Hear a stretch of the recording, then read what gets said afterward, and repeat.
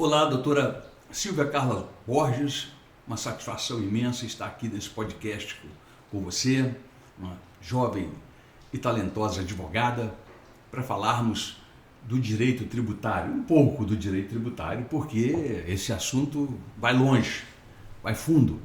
Então, é uma honra estar aqui nessa troca de ideias e comparecendo ao seu programa por meio desse podcast. Tenho a dizer o seguinte, que a relação fisco-contribuinte, a relação sempre é uma relação de embate, né, de enfrentamentos, não é? E das duas partes, tanto o fisco enfrenta os contribuintes, quanto os contribuintes que têm coragem, acham que têm direito, enfrentam também a fiscalização municipal, estadual e federal. E aí, nessa luta entre Golias, não é, e o cidadão, eu diria para você que muitas coisas se alteraram no Brasil nesses últimos 43 anos. Houve aí uma crescente tributação, um aumento da arrecadação tributária, não é, que não é compatível com o crescimento econômico da nossa sociedade. O crescimento da arrecadação tributária, ela é exponencial, ela é progressiva, ao passo que o andar da economia brasileira, ela não vai nesse mesmo ritmo. E aí foram criadas muitas dificuldades que os contribuintes têm enfrentado à força da poderosa arrecadação, capitaneada especialmente pela União Federal, e aí a Receita Federal e o INSS, e também os estados e os municípios brasileiros, cada um na sua competência de arrecadação. Então, tem aí um vertiginoso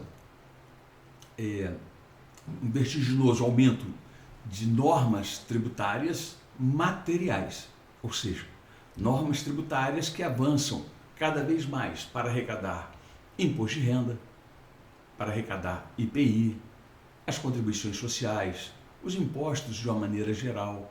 Há sempre uma tendência enorme e muitas vezes tiveram que alterar a Constituição Federal para justificar essa arrecadação excessivamente alta, seja o caso da substituição tributária, que arrecada antes de vender o produto. Isso é um peso danado para a economia, que depois vamos falar um pouquinho da reforma tributária, que isso afeta diretamente o princípio da neutralidade da arrecadação tributária. Então, essa arrecadação ela tem aumentado e o embate tem sido intenso. Veja que o Supremo Tribunal Federal autorizou já há algum tempo que o fisco possa protestar o contribuinte.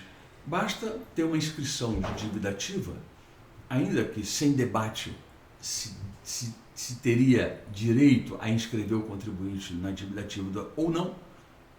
Mesmo assim, já se pode protestar o contribuinte antes do devido processo legal, antes de dar-lhe a oportunidade de enfrentar o debate e dizer que ele não tem essa dívida tributária. De forma que existem diversas coerções. Coerção é aquilo que vem na cabeça da pessoa, não é aquela ameaça direta como a coação, porque a coação é uma ameaça direta sobre o contribuinte. A coerção vem nas leis, vem dizendo, olha, se você tiver um débito inscrito em dívida ativa, ele pode ser protestado, mesmo que você ainda não tenha sido cobrado. Então, são institutos que vão sendo criados a todo momento, que colocam o contribuinte na parede, literalmente, e ele vai se vendo muitas vezes forçado a pagar débitos fiscais, assim apontados pelo fisco, sem que pudesse debater a origem, o fato gerador, a base de cálculo, a alíquota e tantas outras questões mais que são atinentes à questão tributária, à formação do crédito tributário. Então, essa pergunta ela é muito significativa porque o contribuinte ele vem também sendo muito afetado por um crescimento exponencial das obrigações tributárias acessórias. Não bastassem o crescimento das normas de direito de arrecadação, de direito material, que é o imposto de renda, o IPI, o ISS, o ICMS, as contribuições sociais, também temos aí um crescimento vertiginoso de normas administrativas criando obrigações tributárias acessórias. E são milhares de normas onde o contribuinte a todo momento tropeça nas questões de obrigações tributárias acessórias, as obrigações instrumentais da arrecadação fiscal, não é? A questão de emissão de notas fiscais, a comunicação do fisco ao contribuinte, do contribuinte ao fisco, as notificações, as intimações. Isso cresceu na minha visão, porque eu sou formado 5 anos antes da Constituição Federal de 1988, pela Universidade Federal do Espírito Santo, que muito me honra. E percebe-se a existência de mais e mais obrigações de comunicação do contribuinte para o fisco, com o fisco. E essas comunicações, cada uma delas, tem multas específicas se elas não forem feitas do modo adequado perante a municipalidade, perante o Estado e perante a União, aí eu digo a Receita Federal e o INSS, que também arrecadam. Então, diante dessas crescentes obrigações acessórias, uma vez descumpridas, faz nascer multas tributárias totalmente exorbitantes, totalmente extravagantes, multas confiscatórias. Isso acontece e vem acontecendo dia após dia e não há, na minha visão, um freio determinante do Poder Judiciário para que impeça isso de uma vez por todas, porque um contribuinte entra na justiça e consegue derrubar a multa, mas os outros não.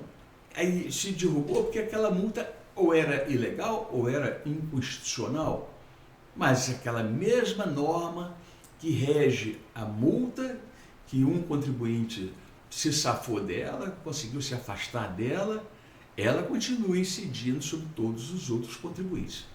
Esse, então, é uma dificuldade muito grande, porque é um enxuga-gelo danado. A economia brasileira fica num enxuga-gelo danado, porque as decisões continuam existindo, elas são conflitantes, são totalmente conflitantes. Você não tem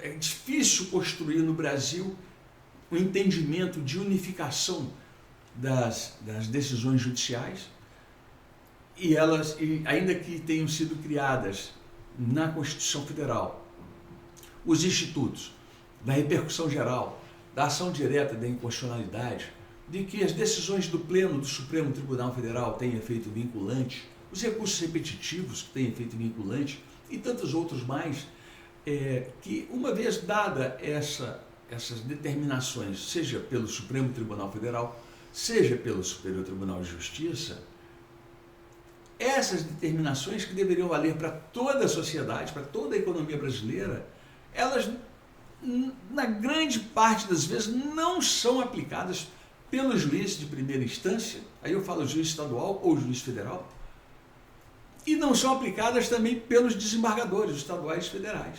Evidentemente que tem aquelas que são aplicadas, mas um grande número dessas ADIMs, dessas repercussões gerais, das repercussões gerais, do recurso repetitivo, das decisões do Pleno do Tribunal, uma grande maioria não são aplicadas, por mais que se coloque nas defesas que, olha, existe aqui um recurso repetitivo que tratou dessa matéria e eu peço a aplicação desse recurso repetitivo para ver o o meu constituinte, o meu cliente, desobrigado dessa obrigação tributária material ou de obrigação acessória do tributo, não é? O juiz simplesmente, eu não estou dizendo que são em todos os casos, mas existem aqueles julgados que simplesmente ignoram a existência desses institutos, que são institutos maravilhosos no contexto da Constituição Federal, mas que a eficácia deles para toda a sociedade,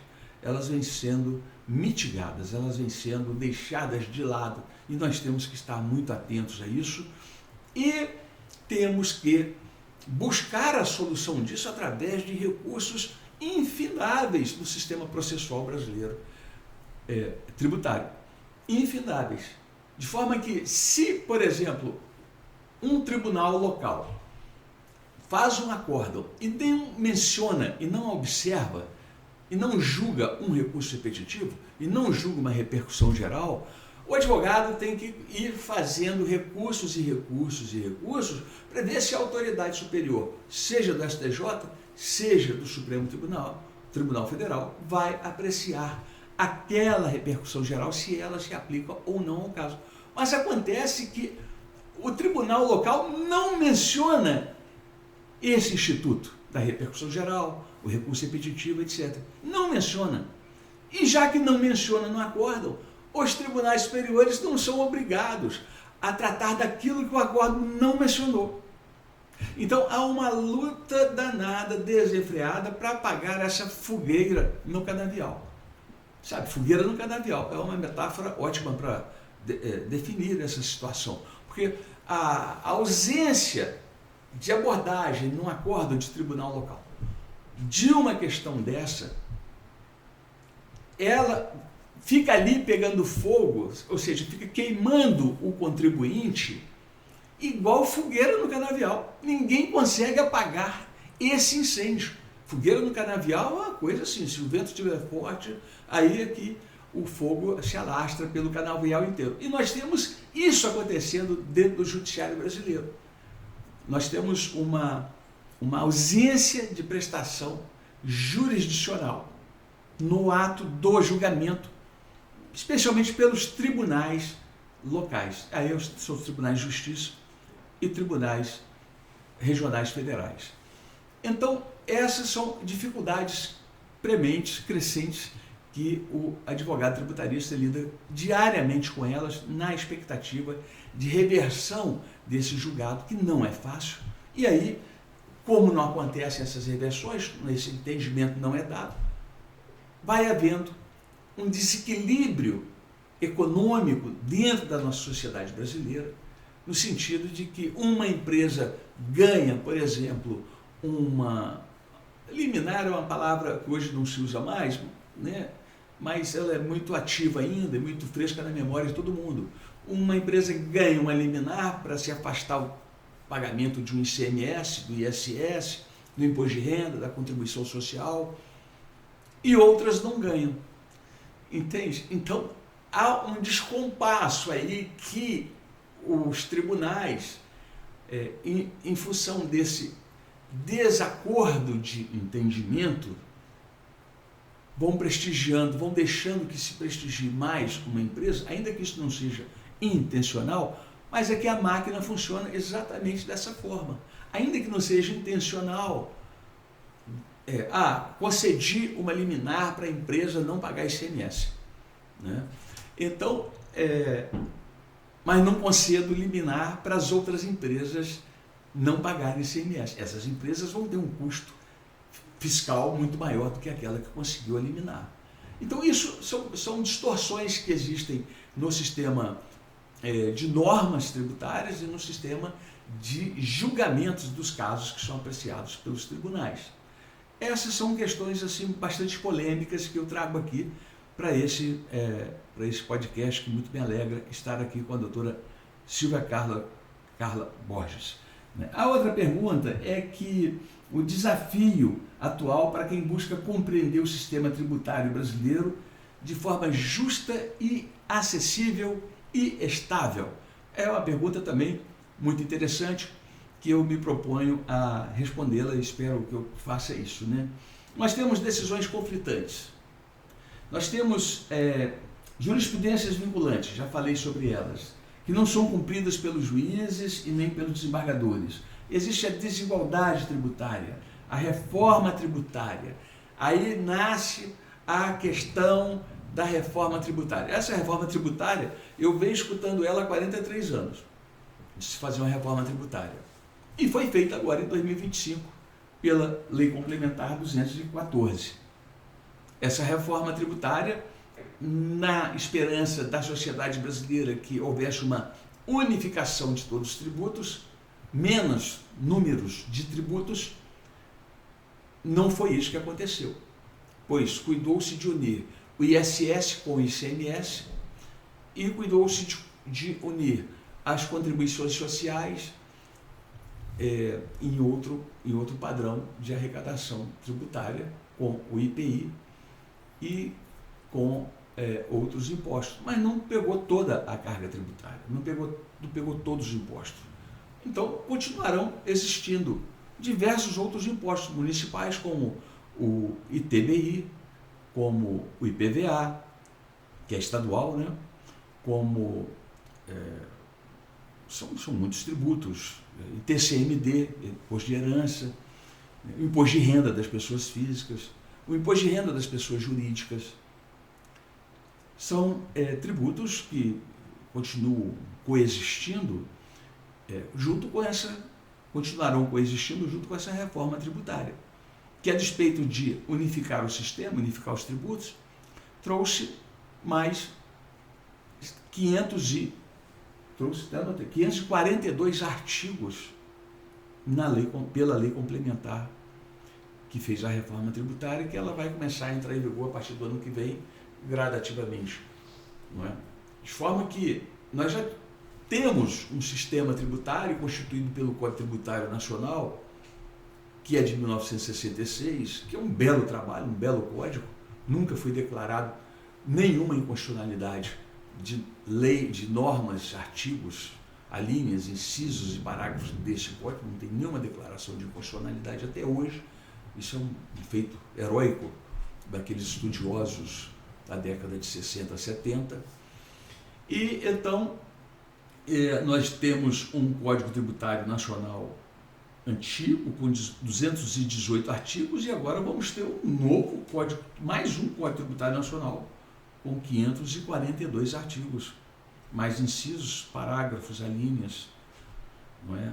Então vejam vocês que, na perspectiva de fazer uma unificação, uma racionalização do sistema, o sistema está aumentando abruptamente, de uma hora para outra, agora em 2025, com muito mais normas jurídicas, muito mais normas jurídicas do que daquelas que existiam.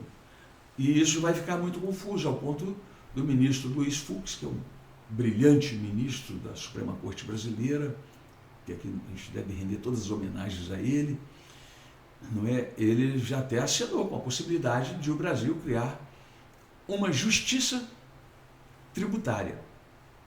Não é? Então você imagina o peso do Estado vai aumentar, porque nós já temos uma justiça civil, toda discussão tributária hoje ela é encarada como justiça, questões cíveis, tributárias, processuais civis. Nós temos uma justiça do trabalho, nós temos justiça militar, temos justiça eleitoral. Isso demanda muito investimento, demanda contratação de muitos funcionários, demanda um custo administrativo enorme. Não é? Então, assim, para mim, é impensável que tenhamos que criar uma justiça tributária. Isso, para mim, é o fim do mundo e acho que deveria ser repensada essa hipótese. Mesmo porque a reforma tributária, para tudo que ali está dentro, exige a elaboração de mais uma lei complementar. Para isso, aquilo, outra lei complementar. Para aquilo outro, outra lei complementar. Isso vai demandar um exercício de legislatura, de legislativo, de criação de normas jurídicas muito intensa e cada vez mais confuso, porque quem faz a lei não é o jurista. Quem faz a lei não é o economista. Quem faz a lei não é a pessoa letrada, é aquele que é eleito pelo povo para ser deputado federal ou ser senador. No meio disso tem jogador de futebol, tem índio, tem, né, pessoas que, vamos dizer assim, não têm uma compreensão do contexto e conteúdo das palavras, dos vocábulos relacionados com o direito de uma maneira geral, especificamente com o direito tributário. É muito mais confuso, então, essa situação, e as leis vão saindo cada vez mais imperfeitas, não é? Imperfeitas. E a arrecadação tributária é uma arrecadação também imperfeita. Tanto é que todo ano tem que nascer refis, reprogramação de débitos, novos parcelamentos, reparcelamentos, não é? Transações tributárias, porque a imperfeição do sistema faz crescer o debate administrativo de enfrentamento do contribuinte com o fisco e também o debate judicial, no mesmo sentido. De forma que essas são as palavras que eu tenho aqui para falar da questão tributária, e a querida colega, a doutora Silvia Carla, me pergunta, está me instigando aqui, viu, doutora Carla, de que ela descobriu aí que eu tenho uma forte ligação com a música, né? Você não acredita muito no que as pessoas falam de mim, não, viu, que eles falam muita coisa aí. Então, não dá muita bola, não. Mas eu sou simpático mesmo à música, especialmente ao jazz, à bossa nova. Tenho muita alegria em poder insistir em ser um jazzista. É uma insistência, estou nessa insistência há muito tempo e não é fácil. A música é muito difícil. A ciência musical, a teoria musical é muito difícil de ser implementada, de ser tocada, né? Então, o jazz, de que forma que o jazz dialoga com o meu olhar jurídico e com a minha forma de ver a vida? Essa é a pergunta que assim, como a gente brinca aqui no escritório, essa mordeu na jugular, né? Mordeu no ponto central, no ponto nuclear da questão. O jazz da minha vida me traz muita alegria, e o exercício musical, que eu gosto muito do sopro, no instrumento musical de sopro, é onde eu tenho um pouquinho de habilidade, que é a clarineta, não é? Então, o que é o instrumento básico do jazz é a clarineta. E eu vivo nesse esforço tremendo de ser um jazzista, não é? Eu vou em busca disso. Isso me dá muita alegria, me dá disposição, e o que é mais significativo, não é? Teve uma época na minha vida que eu encontrava com as pessoas, seja com advogados ou advogadas amigos, ou magistrados, né? Seja com as pessoas do comércio, família. Então eu estava sempre falando em questões jurídicas, né? Eu estava me sentindo um chato, conversando sempre sobre mandados de segurança, ação declaratória, execução fiscal e outros tantos tipos de ações judiciais que nós temos aí. Eu estava me sentindo uma pessoa sem assunto, só sabendo falar do direito. E aí, por isso que eu ingressei nas aulas de teoria musical e do instrumento, da prática do instrumento do jazz, que é a clarineta. E isso me dá uma abertura muito grande, porque me tira aquele peso do cansaço diário de lidar com questões processuais, materiais, tributários, o escritório de advocacia, o enfrentamento dentro do escritório de advocacia, que é intenso, né? A nossa dedicação com a equipe que é intensa. Então, o jazz me traz essa refrescagem, me traz esse frescor na mente, no cérebro, para a gente ficar mais leve. E o jazz é um instrumento, o jazz é uma música muito bem elaborada. Teoricamente, o jazz, a bossa nova, são músicas muito bem elaboradas. Quem escreveu essas músicas tem um forte conhecimento, um grande conhecimento de teoria musical, que é dificílimo essa danada dessa teoria musical, não é? Então, esse exercício, esse estudo, de uma forma, vamos dizer assim, tentando ser o mais completo possível na música, ele faz com que os neurônios estejam sempre muito ativos e uma percepção muito boa para a minha vida junto à minha equipe, aos sócios que eu tenho, às sócias que eu tenho, a equipe toda de trabalho. e também no âmbito familiar, no âmbito de amigos, né? Vou criando um laço de amigos que são músicos, que são também afinados com esses mesmos ideais, e a gente se encontra e faz essas brincadeiras aí. De forma que eu agradeço muito o seu interesse nesse bate-papo, nesse podcast. Estamos aqui para trocas de ideias e o que mais for necessário, e contamos sempre com a sua participação também, que agradecemos a atenção. Um grande abraço e fique com Deus. Saúde!